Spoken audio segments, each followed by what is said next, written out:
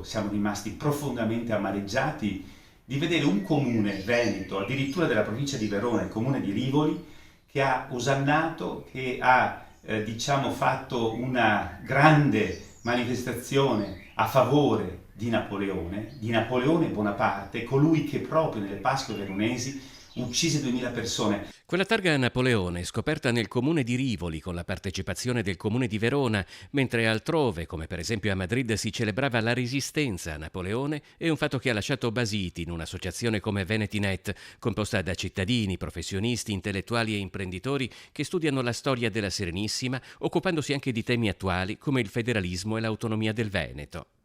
Che dei Veneti celebrino l'uomo che pose fine alla Repubblica di Venezia, secondo Venetinet risulta discutibile non solo dal punto di vista storico, ma anche culturale e politico. La Serenissima era una repubblica ed era resistita come repubblica per secoli, in mezzo a tante monarchie.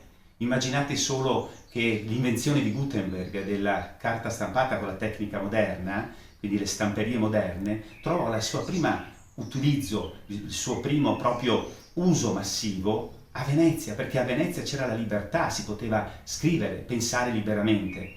E venirci a dire che Napoleone abbia portato valori che noi non avevamo, questa è un'ulteriore grande offesa al popolo dei Veneti e alla nostra storia. Napoleone non portò alcun progresso in uno stato in cui le idee illuministe circolavano da decenni e avevano influito sugli uomini di governo e sulle gestioni delle istituzioni. Da Venetinet sostengono come al contrario eseguì fucilazioni seriali, istituì tribunali speciali, distrusse innumerevoli chiese, conventi e palazzi, rubando opere d'arte. Non si può non dimenticare tutti i danni, i furti, i saccheggi, le stragi che egli perpetrò all'interno della Repubblica Serenissima. Ecco perché protestiamo col Comune di Rivoli, perché chiediamo un incontro chiarificatore, perché riteniamo offensivo per tutti noi veneti che venga fatta questa rappresentazione gloriosa di quest'uomo che ha portato il disastro nella nostra regione, nella nostra storia.